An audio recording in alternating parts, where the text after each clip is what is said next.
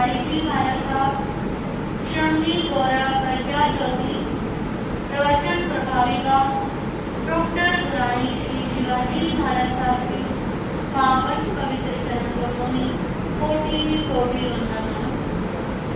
आज की क्रांतिकारी प्रवचन सभा में आप सबका हार्दिक स्वागत है, हार्दिक अभिनंदन है।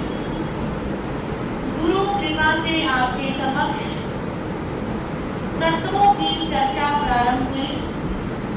आपने जाना तत्व किसे कहते हैं, मूल रूप में तत्व कितने हैं और विस्तार में तत्व कितने हैं। मूल रूप में जीव और अजीव मुख्य तत्व है। जिसने जीव को समझ लिया उसे अजीब अपने आप समझ में आ गया। कल आपके समक्ष अजीब की चर्चा हुई थी कि अजीब क्या है। अजीब इस संसार के अंदर हम किस चीज को अजीब मानते हैं। आज आपके समक्ष तीसरा तत्व आ रहा है जिसका नाम है पुण्य। ये तत्व ऐसा तत्व है जिसका नाम सुनने में बड़ा अच्छा लगता है। कोई हमें कह दे तू ये काम कर ले, तुझे पुण्य लगेगा, तो हम प्रसन्न हो जाते हैं। पुण्य शब्द सुनने में प्यारा है और फिर भी विडंबना ऐसी है कि पुण्य का फल तो सब भोगना चाहते हैं पर पुण्य करना नहीं चाहते। पुण्य शब्द एक ऐसा शब्द है जैसे किसी बच्चे को प्यार से बुलाते हैं, उसी प्रकार कोई हमें पुण्य के बारे में बात करता है तो हमें बड़ा अच्छा लगता है। आप कहीं रास्ते में सफर कर रहे हैं और कोई मांगने वाला भिखारी या कोई जरूरतमंद आपके पास आए और कहे कि मैंने कितने दिनों से भोजन नहीं किया है, आप मुझे कुछ दे दो, आपको बड़ा पुण्य लगेगा।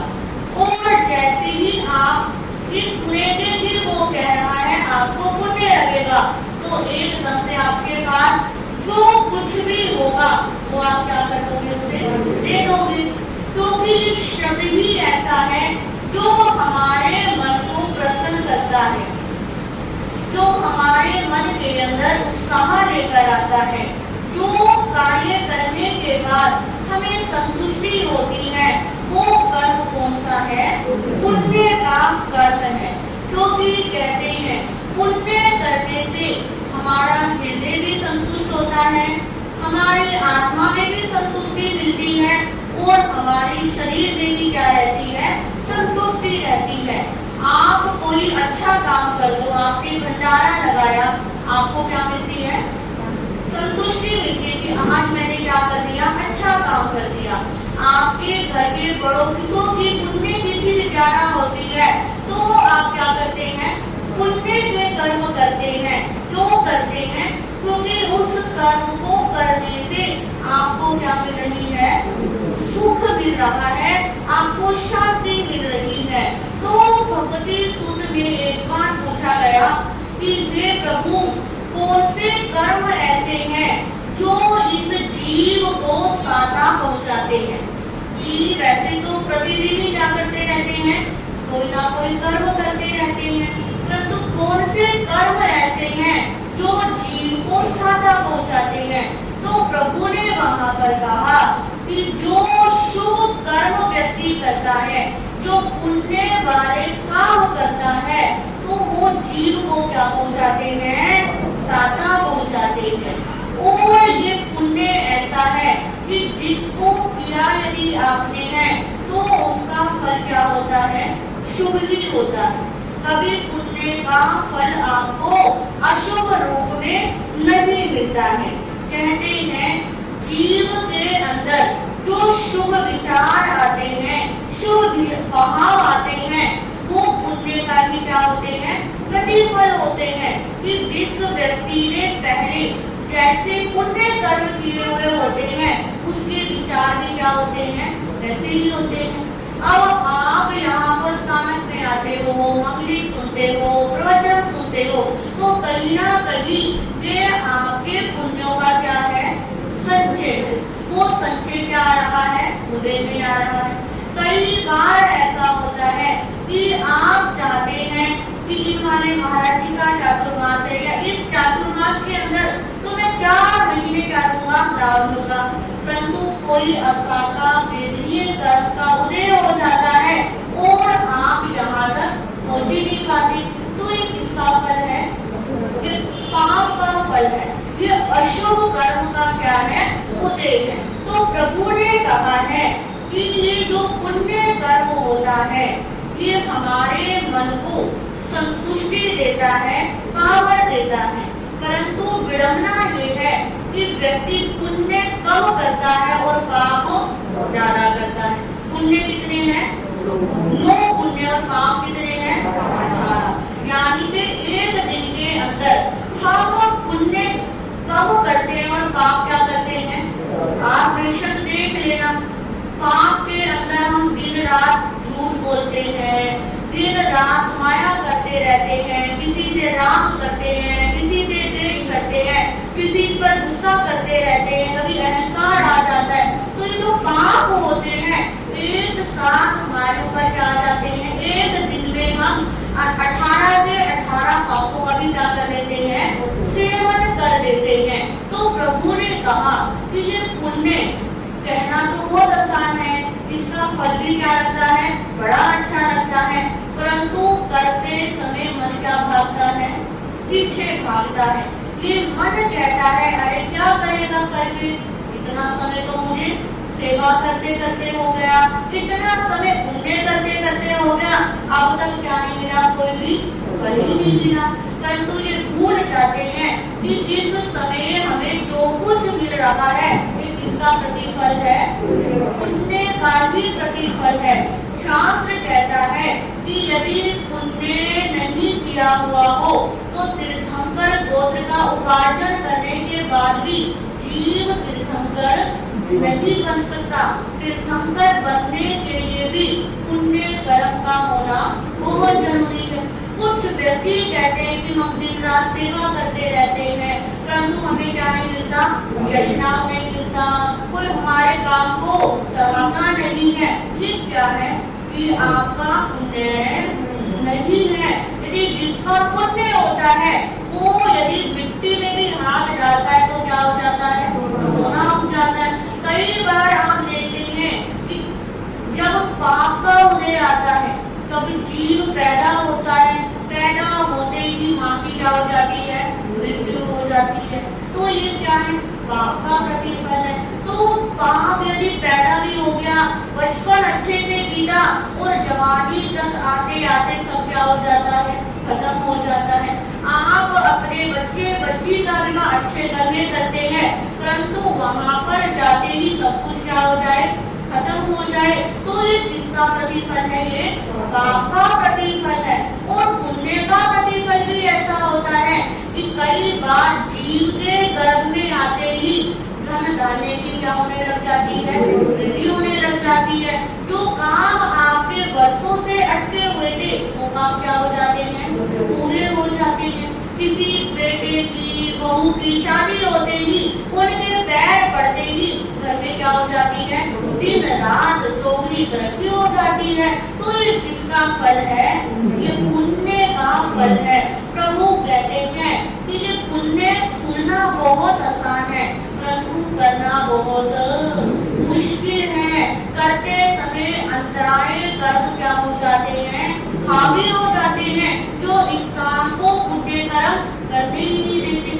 कई बार ऐसा होता है कि साधु साध्वी घर पर पधारे, आहार देने के लिए अपने बच्चों को बुलाया, परंतु बच्चों का पुण्य इतना नहीं है कि कमरे से कहाँ आ जाए, बाहर तक भी आ जाए। कई बार दर्शन करने का भी क्या नहीं होता, पुण्य नहीं होता। मामले सुनने का भी क्या नहीं होता, पुण्य नहीं होता। तो आप देखिए हमारे आस पास चारों तरफ क्या है, पुण्य ही पुण्य है, परंतु पुण्य के अवसर का लाभ हम नहीं उठा पाते।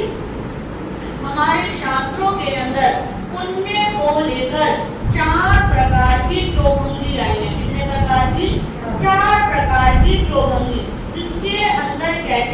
पुण्यानुबंधी पुण्य। पुण्यानुबंधी पुण्य कहता है कि पिछले जन्म में भी क्या करा, पुण्य किया, और अब जिस जन्म में जन्म हुआ है इस जन्म में भी पुण्य के फलीभूत सब चीज क्या मिल रही है, अच्छी प्रकार से मिल रही है। पिछले जन्म में भी सुख सुविधा के साधन होंगे और इस जन्म में भी क्या मिल रहे हैं, सुख सुविधा के साधन मिल रहे हैं। तो जो ऐसा पुण्य होता है ये मोक्ष का क्या होता है, हेतु होता है। कई बार आपने देखा होगा कि जीव जो होता है, जो प्राणी होता है, उसे देखते ही ऐसा लगता है कि क्या आया होगा, अच्छी गति से आया होगा, और क्योंकि उस बच्चे के चेहरे पर क्या होता है, तेज होता है, एक सौम्यता होती है जो उससे पता लगता है कि ये क्या आया है, अच्छी गति में आया है। और फिर जहाँ पर जन्म हुआ है वहाँ पर ही क्या मिल जाता है, सब कुछ मिल जाता है। तो ये क्या होता है, पुण्यानुबंधी पुण्य, कि पिछले जन्म में भी पुण्य और इस जन्म में भी क्या कर रहा है, पुण्य कर रहा है। उसके लिए हमारे शास्त्रों में नाम आता है अभय कुमार का। अभय कुमार पिछले जन्म में भी बुद्धि के धनी और इस जन्म में भी बुद्धि के धनी, और राजपाट किसी चीज की कमी नहीं। आपने नाम सुना होगा भामाशाह का नाम, जगरू भामाशाह, इनके भी कहते हैं पिछले जन्म में भी पुण्य की कमी नहीं थी और इस जन्म में भी क्या था, बहुत सारा पुण्य था। और एक नाम आता है धन्ना शालीभद्र जी का, कि पिछले जन्म में भी पुण्य किया था और इस जन्म में भी क्या करा, पुण्य किया। सुमुख गाथापति का आपने क्या सुना होगा, नाम सुना होगा, इनकी कहानियां आपने पढ़ी होगी कि पिछले जन्म में इन्होंने पुण्य किया था और इस जन्म में पुण्य का फल इनको क्या मिला, पुण्य के रूप में मिला। इसके बाद दूसरी चौबंदी आती है पुण्यानुबंधी पाप। इसमें कहते हैं पुण्य का बंद करने वाला पाप का क्या कर देता है, बंद कर देता है। यानी कि पिछले जन्म में तो क्या किया है, पुण्य किया है, परंतु इस जन्म में क्या कर रहा है, पिछले जन्म में पाप किया है और इस जन्म में क्या कर रहा है, पुण्य कर रहा है। ऐसे भी बहुत सारे क्या आते हैं, जीव होते हैं, ऐसे भी बहुत सारे आपको प्राणी देखने में मिल जाएंगे। इसके लिए कहते हैं चंड कौशिक। क्या, चंड कौशिक। चंड कौशिक की जो मृत्यु हुई थी, चंड कौशिक से पहले भाव में किसके कारण हुई थी, क्रोध के कारण हुई थी, और क्रोध के कारण मृत्यु हुई तो क्या बना, चंड कौशिक नाग बना। तो इस जन्म में किसका उदय आया, पाप का उदय आया। परंतु जब भगवान महावीर ने उनको बोध दे दिया कि संभुजव संभुजव, चंड कौशिक तुम बोध को क्या करो, प्राप्त करो। और जैसे ही चिंतन अंदर चला तो अपना मुंह क्या दे दिया था उन्होंने, अंदर की तरफ बिल में दे दिया और पीठ क्या कर ली, बाहर की तरफ कर ली।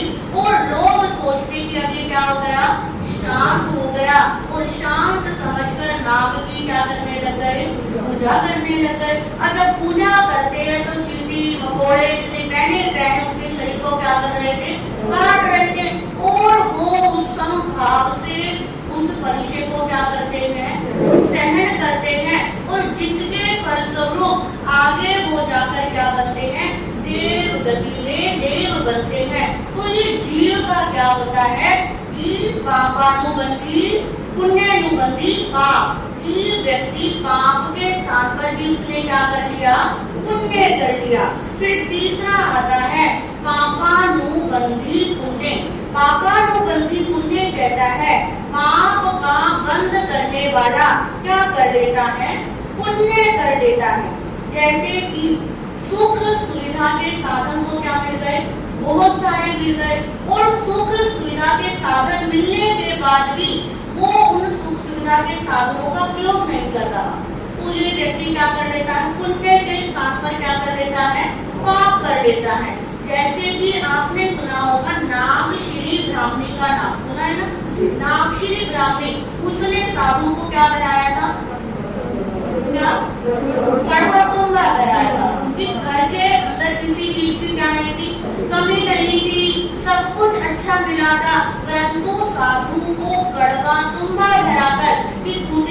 घोड़ी मेरे घर पर चल के आ गई और उसने वहां पर क्या कर लिया, पुण्य के बदले क्या कर लिया, पाप का बंद कर लिया।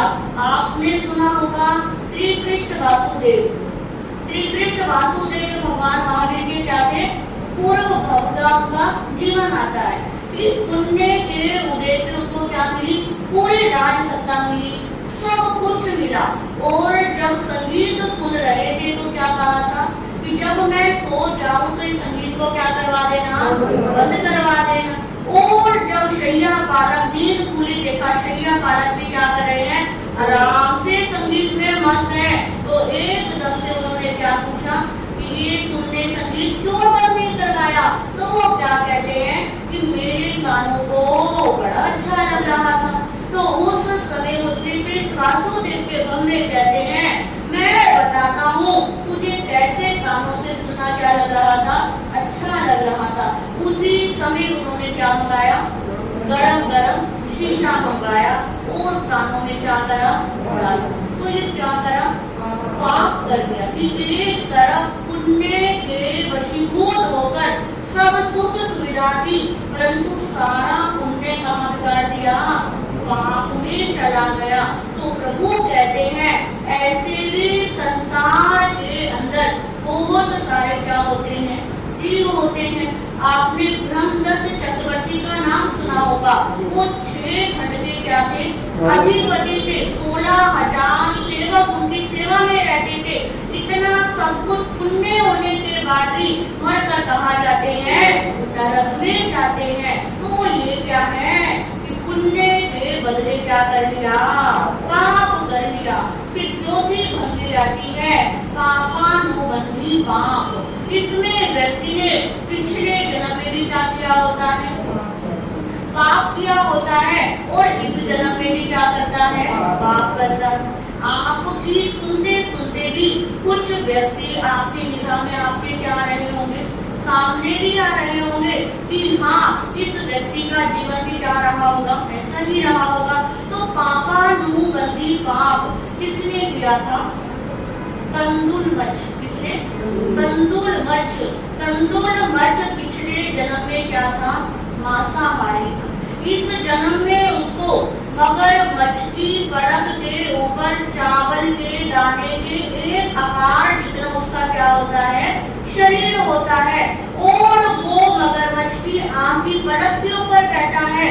और वो क्या चिंतन करता है कि वो जब देखता है कि समुद्र के अंदर बहुत सारी मछलियां अंदर आ रही हैं और कहाँ जा रही हैं, बाहर जा रही हैं, तो वो सोचता है कि इसके बदले अगर मैं होता तो सारी मछलियों को क्या कर लेता, अपने अंदर कर लेता। तो कहते हैं इस विचार ने ही 7वीं नरक का क्या करा दिया था, बंधन करा दिया था। कि पिछले जन्म के पाप के कारण को क्या बना, तंदुलमच बना, और इस जन्म में भी ऐसा पाप का बंध कर दिया कि आगे गति में भी कहाँ पर गया, 7वीं नरक के अंदर गया। तो प्रभु कहते हैं कि पुण्य को समझने से पहले ये 4 प्रकार की चौमुखी को समझना बहुत जरूरी है। हम खुद चिंतन करें कि मैं पुण्य ज्यादा कर रहा हूँ या पाप ज्यादा कर रहा हूँ। आप देखिए हमारा जैन धर्म में क्या हो गया, हमें जन्म मिल गया, जैन धर्म में जन्म मिला, माता पिता ने क्या दिए, अच्छे संस्कार दिए, गुरुओं की क्या मिली, संगति मिली, उनका सानिध्य मिला, और भगवान की कृपा से लक्ष्मी की, कुबेर देव की क्या रही, कृपा रही, घर परिवार की क्या मिल गया, अच्छा मिल। इतना काम तो आपके साथ रहने वाले बहुत सारे जितने भी सदस्य सबको मिला, परंतु इतना पुण्य पिछले जन्म में क्या करा होगा, पुण्य किया होगा, कभी जैन धर्म, जैन कुल, गुरुओं की संगति, धन वैभव ऐश्वर्य सब कुछ मिल गया। अब मिलने के बाद आप पुण्य कर रहे हो या पाप कर रहे हो, है ना। तो ये पुण्य कर रहे हो यानी कि आप अपने जीवन में पापों से दूर हट रहे हो, अपने जीवन में पुण्य को स्वीकार कर रहे हो, तो आपकी का जन्म पुण्य पुण्य है। यदि आप जीवन को ऐसे ही वेस्ट कर रहे हो, खाने में पीने में, सोने में, इधर उधर घूमने में, निंदा करने में, चुगली करने में, एक दूसरे को नीचा गिराने में, तो क्या हो रहा है? पुण्य तो बंदी पाप हो रहा है। तो इसको समझाने के पीछे यही कारण था कि हम क्या करें? चिंतन करें, हम अपने आप को क्या करें? चेक करें कि मैं क्या कर रहा हूँ। क्योंकि अब तक हम क्या करते हैं? दूसरों को देखते हैं, हमें दूसरों की थाली में देखना क्या लगता है? बड़ा अच्छा लगता है, परंतु हम अपने पुण्य के लिए किसी को धन्यवाद नहीं देते। आजकल के बच्चे अपने माता पिता को क्या कह देते हैं कि तुमने हमारे लिए किया ही क्या है? क्यों? क्योंकि वो उस पुण्य को उन्होंने क्या नहीं करा? समझा ही नहीं है कि किस तरह कितना क्या था पुण्य उन्हें था कि सब कुछ क्या मिल गया? बना बनाया मिल गया। वो मजदूरों को भी देखिए कि पिछले जन्म में विचारों में क्या किया होगा? कोई पाप किया होगा, और इस जन्म में भी पाप का उन्हें कि सड़कों पे आप देखते हैं सर्दियों के अंदर ओढ़ने के लिए क्या नहीं होते? कपड़े नहीं होते। कई बच्चे भूखे मरते रहते हैं। हमारे भारत के अंदर अभी भी कितनी बेरोजगारी है, कितनी खाने की कमी है, कितने लोगों के पास रहने के लिए क्या नहीं है? स्थान नहीं है, तन ढकने के लिए कपड़े नहीं है। तो इस इतना सब कुछ हमें क्या मिला है? पुण्य के कारण ही मिला है। फिर भी हम किसको दोष देते हैं? भगवान को दोष देते, अपने कर्मों को दोष देते हैं कि मेरी कर्म, मेरे तो किस्मत ही फूटी हुई थी तो मैं यहाँ पर आया, मेरी तो किस्मत ही खराब है तो मेरे साथ क्या हो रहा है? ऐसा हो रहा है। तो प्रभु कहते हैं ऐसे व्यक्तियों को देखिए जिनका पुण्य का उदय जरा सा भी नहीं है, जो बेचारे अपनी इच्छा से कुछ कर ही नहीं सकते, जो दूसरों के क्या रहते हैं? अधीन रहते हैं, जिनका जीवन डाका डालने में रहता है, चोरी करने में रहता है, मांसाहार करते रहते हैं, निंदा चुगली करते रहते हैं, लड़ाइयाँ करवाते रहते हैं। उन व्यक्ति का देखिए कि वो क्या कर रहे हैं?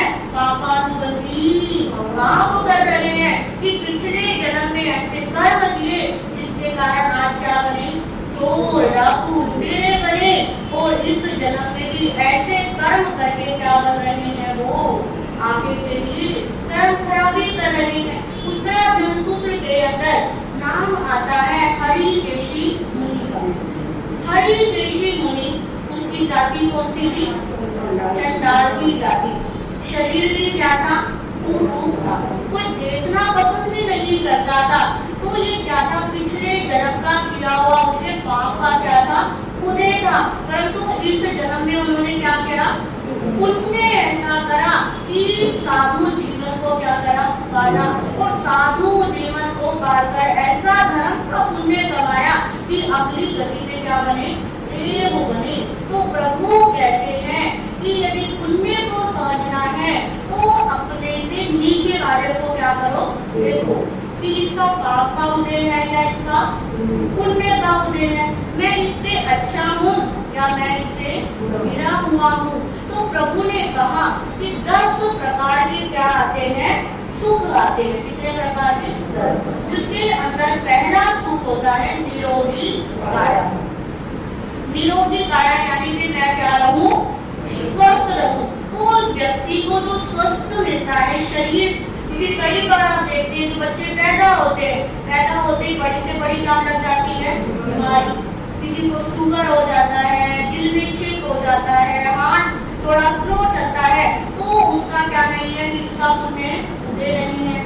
दूसरा कहते हैं दीर्घायु होना भी क्या है? पुण्य है।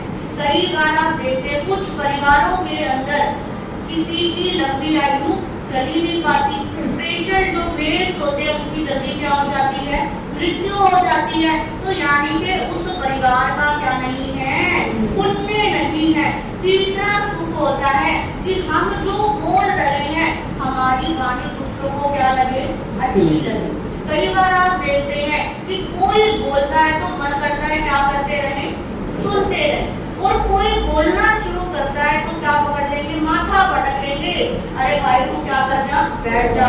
घड़ी देखते रहेंगे, पता नहीं कब तक बोलेगा, कब चुप होएगा, इससे अच्छा तो वही अच्छा बोल रहा था, तो यानी कि उसने क्या नहीं कर रखा, पुण्य नहीं कर रखा कि उसके शब्द किसी को क्या लगे, अच्छे लगे। कई बार आप होते हैं ना, आप अपने बच्चे को किसी तरीके से कोई काम के लिए कहते हो, आपकी बात क्या नहीं करेगी, नहीं माने। कोई काम किसी दूसरे ने कहा तो क्या कर लेंगे, मानो।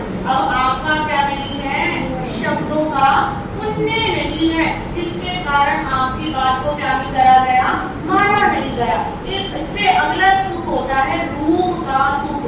रूप यानी के शरीर। हर कोई चाहता है कि मेरा शरीर क्या मिले, सुंदर। परंतु शरीर सुंदर होने के बाद आपके शरीर के अंदर कोई ऐसा नाइलाज बीमारी हो गई, तो ऐसा भी क्या नहीं है, असंभव नहीं है। तो प्रभु कहते हैं जो रूप बचपन में था वो रूप जरूरी नहीं है जवानी में रहे, वो जो जवानी में है वो रूप बुढ़ापे में रहे। तो रूप का सुंदर मिलना भी किसका उदय है, पुण्य का उदय है। फिर अगला आता है कि जो भोग होते हैं, सुख सुविधा के साधन होते हैं, कि आपके पास बढ़िया घूमने के लिए क्या है, गाड़ियां, आप कहीं नौकर आपने, ड्राइवर आपने रख रखे हैं, परंतु आपके पुण्य का उदय नहीं है। आपकी कमर में क्या रहता है, दर्द रहता है, घुटनों ने क्या दे दिया, जवाब दे दिया। क्या आप तब भी गाड़ियों का सुख भोग सकते हो, नहीं भोग सकते। तो गाड़ियों का सुख सुविधा का भोग भोगने के लिए भी किसकी जरूरत है, पुण्य की जरूरत है। कि आप मिठाई तो खरीद सकते हो, परंतु मिठाई खाने के लिए भी क्या चाहिए, पुण्य चाहिए। यदि आपको शुगर है तो मिठाई खा सकते हो, आपके आगे डब्बा आया वो भी क्या कर लेंगे, सरकारें। जैसे ही घर में डब्बा आएगा, इसको क्या नहीं करना चाहिए, दिखना नहीं चाहिए। आप क्या नहीं खाओगे, मीठा नहीं खाओगे। तो ये प्रभु कहते हैं ये क्या होता है, पुण्य होता है। फिर अगला सुख होता है गंध रस और स्पर्श का सुख। कि व्यक्ति को कई बार ऐसा होता है, कुछ व्यक्ति गंदगी में रहना क्या करते हैं, पसंद करते हैं, और कुछ व्यक्ति को अपने आसपास क्या चाहिए, सफाई चाहिए। तो जो व्यक्ति पुण्यवान होते हैं वो क्या रहते हैं, साफ सुथरे रहते हैं। और जिस व्यक्ति का पाप का उदय होता है वो क्या रहते हैं, उन्हें पड़ा रहने देना, जैसे पड़ा है, अरे कल कर लेंगे, परसों कर लेंगे, किसने आना है, किसने देखा है। तो प्रभु कहते हैं कि यदि आपके पास सब चीज है और आप साफ सुथरे तरीके से रह रहे हो, तो भी आपका ये क्या है, पुण्य का उदय है। यदि घर पे सब कुछ होने के बाद भी आपने गंदगी फैला रखी है, रसोई के अंदर झूठे बर्तन पड़े हैं, सामान बिखरा हुआ पड़ा है, तो कितना भी सुंदर घर हो, क्या वो घर सुंदर रहेगा, नहीं रहेगा। तो घर को सुंदर बनाने के लिए भी किसकी जरूरत है, पुण्य की जरूरत है। तो प्रभु ने कहा कि ये 10 प्रकार के क्या होते हैं, सुख होते हैं। परंतु सुखों का भोग व्यक्ति तभी कर सकता है जब उसके पुण्य का क्या होता है, उदय होता है। और परिवार के अंदर किसी एक बच्चे के पुण्य से भी क्या हो सकता है, सब कुछ सही हो सकता है। एक बार एक राजा कि यहाँ एक ज्योतिषी ने भविष्यवाणी की कि राजन इस साल बहुत सारा अकाल पड़ेगा, आप गेहूं को क्या कर देना, संग्रहित करके रख लेना, ताकि अकाल की स्थिति ना आए। अब कहते हैं राजा ने क्या कर दिया, इतना सारा अनाज कोठे भर के रख लिए, और जब सावन भादों का महीना आया क्या होने लग गई, बरसात। अब इतनी बरसात, अब राजा सोचता है कि ज्योतिषी ने क्या कहा था, अकाल पड़ेगा, बारिश नहीं होगी, अनाज को क्या कर लेना, समेट कर रख लेना। और राजा को बड़ा गुस्सा आता है कि ज्योतिषी ने मेरा क्या करवा दिया, नुकसान करवा दिया। अब इतना सारा अनाज जब खराब है तो देख नहीं पाते उसको। अब वो कहते हैं एक दिन दर्शन करने के लिए गुरु महाराज के पास पहुंच गया और कहने लगा, गुरु महाराज वैसे तो आपकी कृपा से सब ठीक है, परंतु एक दिन मेरे राज दरबार में ज्योतिषी आया और उसने कहा कि इस साल क्या पड़ेगा, अकाल पड़ेगा। पर मैं देख रहा हूँ इतनी क्या हो रही है, बारिश हो रही है, मेरा तो अनाज भी बड़ा क्या हो रहा है, खराब होने को हो रहा तो उस समय उन गुरुदेव ने कहा कि देख, कि नगर के अंदर जितनी बारिश हो रही है ना, कि तुम्हारे नगर के अंदर तुम्हारा जो मंत्री है उसके घर में बच्चे का क्या हुआ है, जन्म हुआ है, और उसी के पुण्य से इतनी क्या हो रही है, बारिश हो रही है। अब गुरुदेव के पास उस समय राजा के सब उनका मंत्री भी गया हुआ था। अब वो कहता है गुरुदेव बिल्कुल सत्य फरमा रहे हैं कि जब से इस बच्चे ने जन्म लिया है तब से हर तरफ से मुझे खुशहाली मिल रही है। तो उस गुरुदेव ने उस राजा को कहा, देव इसके अंदर ज्योतिषी की क्या नहीं है, कोई गलती नहीं है, कि उस बच्चे का इतना क्या था, पुण्य कर्म था, कि उसके पुण्य कर्म से जो अकाल पड़ने जैसी स्थिति होनी थी वो भी किसमें बदल गया, सकाल में बदल गया।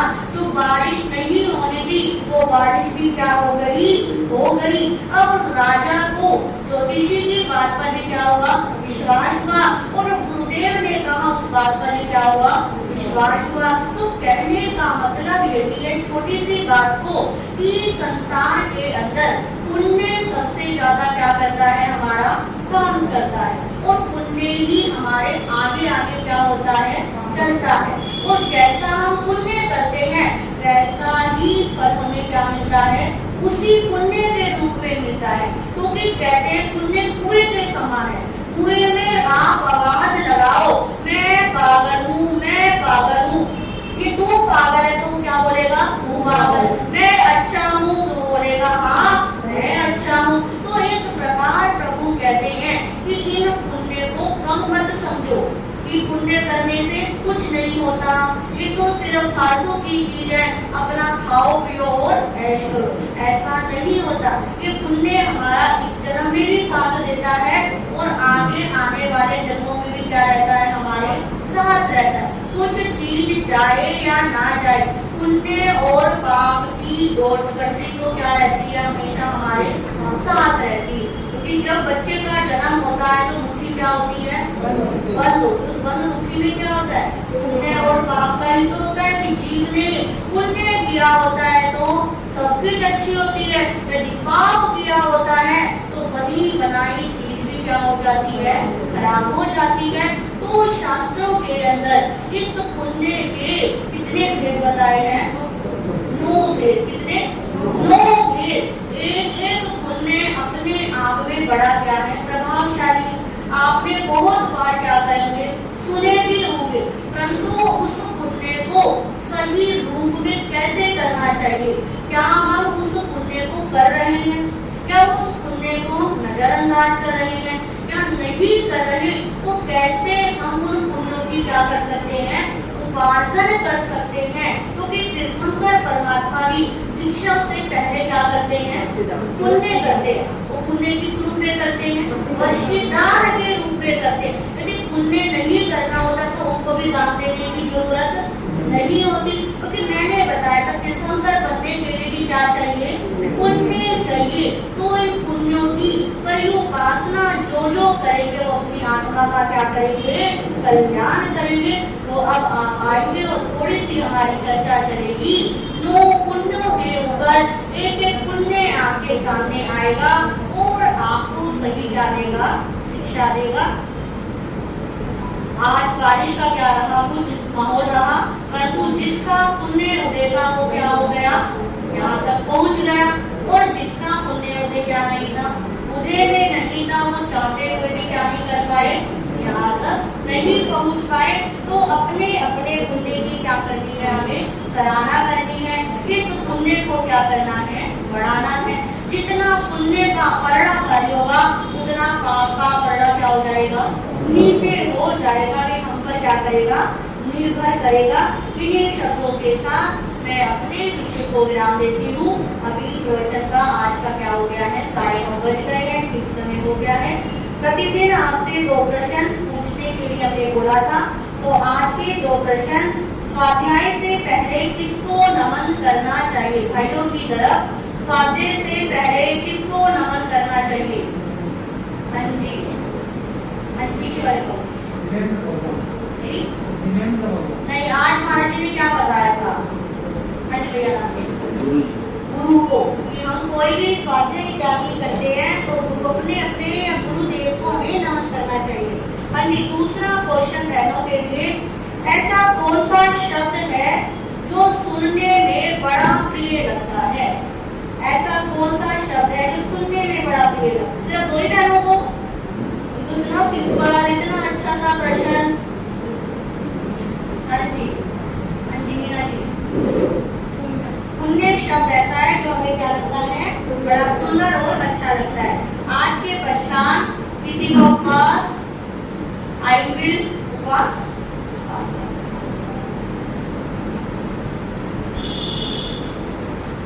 क्या भोसले आई विल, किसी का आई विल, विकासना, विकासों में श्रीमती मुंडी जी और सुनीता जी हम विकासन से चल रहे हैं।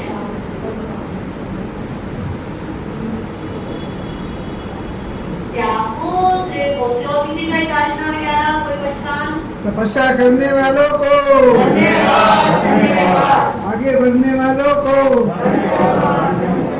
आज के सामूहिक पहचान के अंदर नाशपति का त्याग और नाक खटाई, नाक खटाई और नाशपति का त्याग रहेगा।